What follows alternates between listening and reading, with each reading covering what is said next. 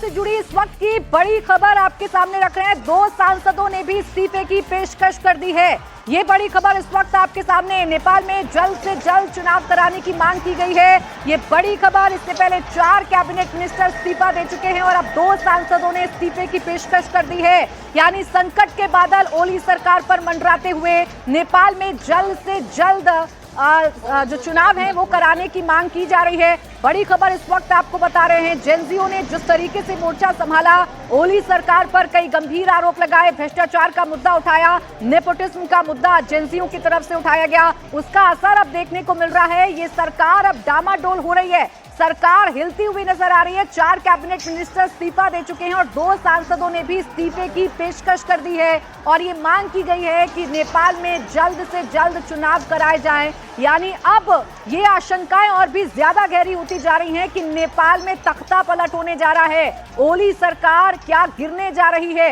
ये अब सबसे बड़ा सवाल है जो इन खबरों को देखते हुए समझ में आ रहा है। फिलहाल सड़कों पर प्रदर्शनकारी हैं, युवा प्रदर्शनकारी हैं। ये नाराजगी इस बात को लेकर भी है कि कल जो प्रोटेस्ट शुरू हुआ था उसे ये रूप दिया गया था कि सोशल मीडिया बैन के खिलाफ युवा सड़कों पर उतरे हैं। इसको नाराजगी के तौर पर दिखाते हुए युवाओं ने कहा कि इसे सोशल मीडिया बैन के खिलाफ नहीं था, हमारी आवाज को दबाया जा रहा था। भ्रष्टाचार के मुद्दे पर यह सरकार खामोश रहती थी, बेरोजगारी के मुद्दे पर यह सरकार खामोश रहती थी, नेपोटिज्म के मुद्दे पर यह सरकार खामोश रहती थी, इसीलिए हमें सड़कों पर उतरना पड़ा। अब हालात ये हो गए हैं कि एक एक करके इस्तीफों का दौर शुरू हो गया है। 4 कैबिनेट मिनिस्टर, कृषि मंत्री इस्तीफा दे चुके हैं। रामनाथ अधिकारी जो कृषि मंत्री है नेपाल के, वो इस्तीफा दे चुके हैं। नेपाल के स्वास्थ्य मंत्री प्रदीप पौडेल भी अपना इस्तीफा दे चुके हैं और अब 2 सांसद हैं जिन्होंने इस्तीफे की पेशकश कर दी है और जल्द से जल्द चुनाव कराने की मांग की गई है। हालांकि सर्वदलीय बैठक का कॉल पीएम की तरफ से दिया गया है, केपी शर्मा ओली की तरफ से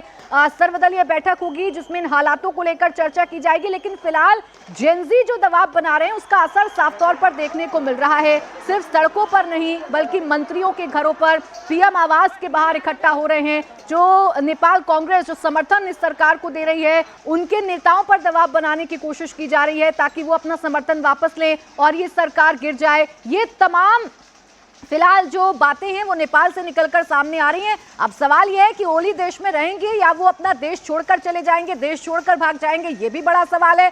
सवाल ये भी है कि क्या तख्ता पलट की उल्टी गिनती अब शुरू हो चुकी है नेपाल में।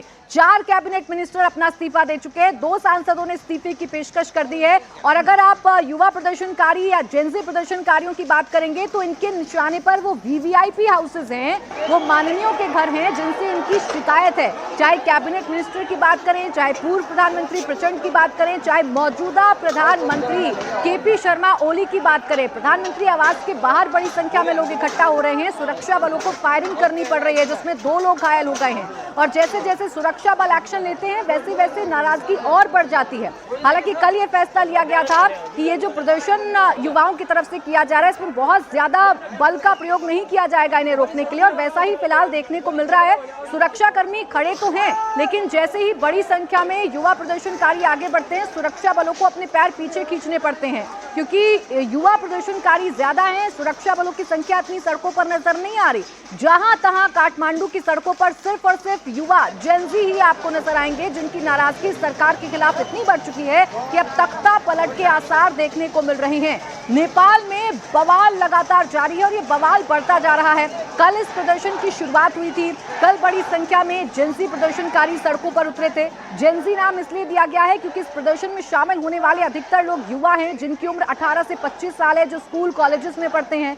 वो लोग सड़कों पर आए, उन्होंने प्रदर्शन शुरू किया और अपना विरोध जताना शुरू किया। कल ऐसा लगा कि प्रदर्शन सोशल मीडिया बैन को लेकर किया जा रहा है जिस पर कड़ी नाराजगी इन युवाओं की तरफ से जताई गई। उन्होंने कहा कि इसे अलग रूप दिया गया, इसे अलग नैरेटिव सेट किया गया। दरअसल ये जो प्रदर्शन है ये सोशल मीडिया बैन के साथ साथ ये प्रदर्शन इस सरकार के खिलाफ है, सरकार के फैसलों के खिलाफ है, करप्शन के खिलाफ है, नेपोटिज्म के खिलाफ है, महंगाई बेरोजगारी के खिलाफ है। चीन का जिस तरीके से लगातार दखलंदाजी बढ़ रही है, ये उसके खिलाफ ये तमाम बातें युवाओं की तरफ से कही गई हैं। और आज भी यानी आज डे 2 है इस प्रदर्शन का, और आज भी आप सड़कों पर देखिए सिर्फ और सिर्फ युवाओं की भीड़ नजर आ रही है, जो आगजनी भी कर रहे हैं, पत्थरबाजी भी कर रहे हैं, सरकार को चुनौती भी दे रहे हैं। और अब इनकी एकमात्र मांग है कि ओली सरकार को हटना होगा, और ओली सरकार के हटने के साथ ही एक अंतरिम सरकार का गठन होगा। कुछ ऐसी तस्वीरें आपने बांग्लादेश से भी देखी थी, उस वक्त बांग्लादेश के प्रधानमंत्री को अपना देश छोड़ना पड़ा था। तो क्या आज जो तस्वीरें हम नेपाल से देख रहे हैं, क्या ये तस्वीरें ये बता रही हैं कि केपी शर्मा ओली को अपना देश छोड़ना पड़ेगा? क्या उनको सरकार से हटना पड़ेगा? क्या अंतरिम सरकार का गठन होगा? हालांकि शाम को एक सर्वदलीय बैठक का कॉल जरूर दिया गया है। अब इस बैठक में क्या होगा, क्या फैसले सरकार की तरफ से लिए जाएंगे, ये देखने वाली बात है।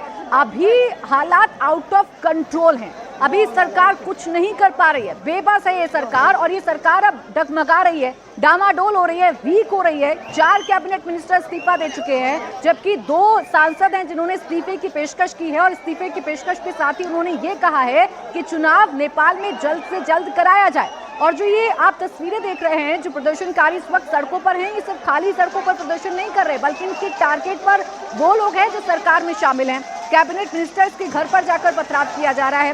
पीएम आवास के बाहर ये लोग इकट्ठा हो गए हैं, जहां सुरक्षा बलों ने फायरिंग की है। पीएम आवास के बाहर भी हंगामा हो रहा है। कल संसद के गेट तक पहुंच गए थे, दीवार फांदकर वहां प्रदर्शन करने की कोशिश की गई थी। तो ये दबाव किस कदर ओली सरकार पर इस वक्त बना हुआ है और कैसे मुश्किल में है ओली सरकार, वो अब इन तस्वीरों को देखिए और समझिए। और जो एक्शन सरकार में हो रहे हैं, जिस तरीके से एक के बाद एक इस्तीफे हो रहे हैं, उससे भी समझिए कि सरकार अब कमजोर हो रही है। जेनजी क्या तख्ता पलट करा पाएंगे, ये सबसे बड़ा सवाल है, क्योंकि फिलहाल इन्होंने मोर्चा संभाल रखा है, ये सड़कों पर उतरे हुए हैं। काठमांडू की सड़कों पर, गलियों में इस वक्त जबरदस्त बवाल हंगामा देखने को मिल रहा है। जेनजियों के हाथ में पत्थर हैं, डंडे हैं, ये आगजनी कर रहे हैं, पथराव कर रहे हैं। और पथराव कर रहे हैं ये मंत्रियों के घर पर, पथराव कर रहे हैं ये नेताओं के घर पर। जिन जिन नेताओं का, जिन जिन पार्टियों का समर्थन इस वक्त ओली सरकार को है, उन तमाम जगहों पर जेनजियों ने फिलहाल अपना मौजूदगी दर्ज कराई है और वहां जाकर उन्होंने प्रदर्शन किया है। तो नेपोटिज्म को लेकर जबरदस्त हंगामा है। वहां के युवाओं का ये आरोप है कि भाई भतीजावाद इस सरकार में है। जो कुर्सी पर बैठने वाले नेता हैं, उनके बच्चे विदेशों में जाते हैं, विदेशों की यात्राएं करते हैं, पढ़ते हैं, तबकि यहाँ नेपाल के युवाओं को कुछ नहीं मिल पाता है।